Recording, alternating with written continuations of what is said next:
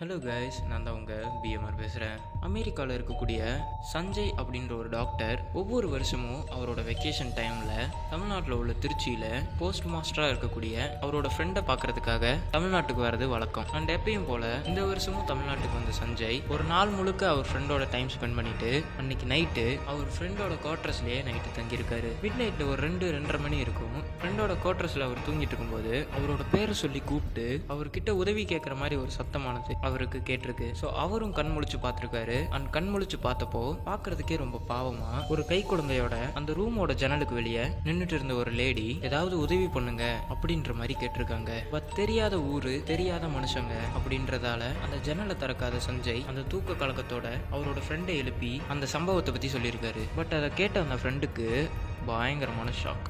இதுக்கான காரணம் அந்த குவார்டர்ஸில் அவர் ஃப்ரெண்டோட வீடு இருக்கிறது 10வது மாடியில்.